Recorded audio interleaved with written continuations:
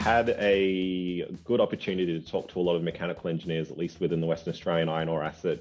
And it's sort of split between, from my understanding, two sort of types of engineering. You've got your GTS or technical governance and technical stewardship engineers, and you've got your reliability engineers that are actually on the could either be fixed plant maintenance or mobile equipment maintenance.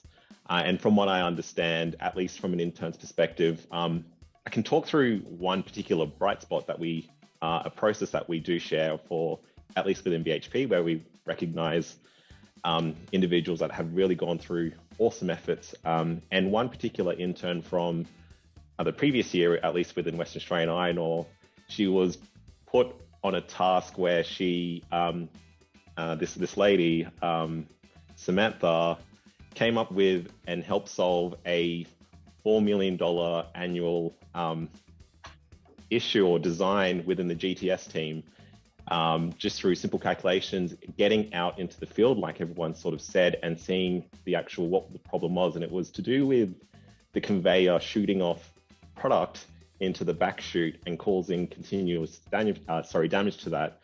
And so just simple design work of how you sort of change either the speed of the conveyor or the material of which the chute is made. That in itself got a massive bright spot because she was leading that project. So I'd say lead, but she obviously did have supervisors sort of ticking off and making sure what was going through. But at least from my understanding, stuff like that, you could be potentially working on definitely real applications in field and actual contributions to BHP. I think it's clear. Let me just add to that for you. So,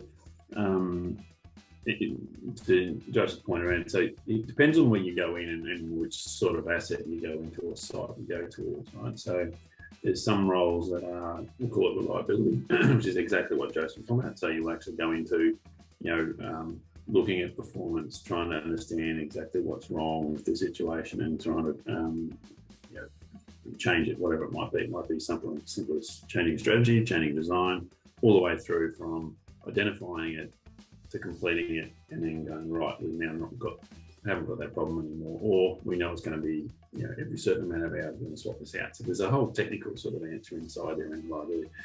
Reliability is kind of an umbrella sort of comment, but there's a whole pile of streams sitting inside there. It could be everything. You can delve right into technical problems if you want to, or you can step back a bit and be in charge of projects type thing. So it depends on where you kind of end up going.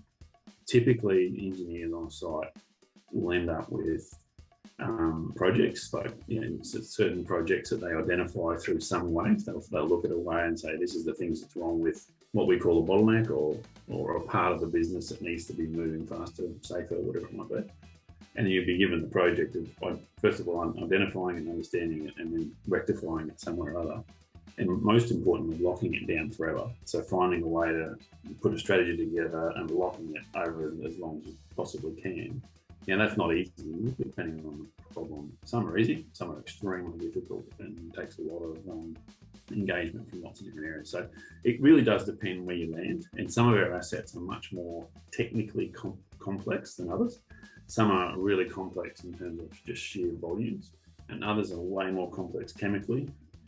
Others are much more electrical. So it depends on kind of where you land is it's the type of work you're doing. But that's kind of a summary of it. Thank you. That makes a lot clearer now. Claire, just to add to that, why I wasn't a graduate with BHP, I did an internship when I was at university with BHP.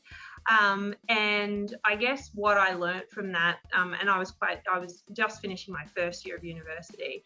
And I guess what they did for me is they gave me a broad look at all the, technical programs, but I spent a lot of time in the pit. I spent a lot of time getting to know engineers.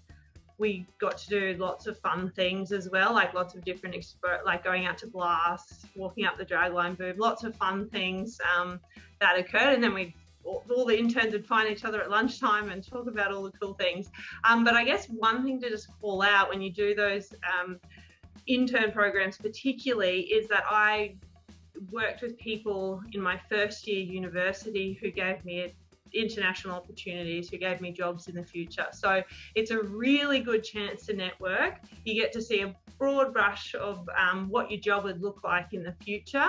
You get to do lots of site time, lots of exposure to lots of different people. But number one, you get to network and learn about what people do and who they are, and make those sort of connections that'll enable you in the future as well.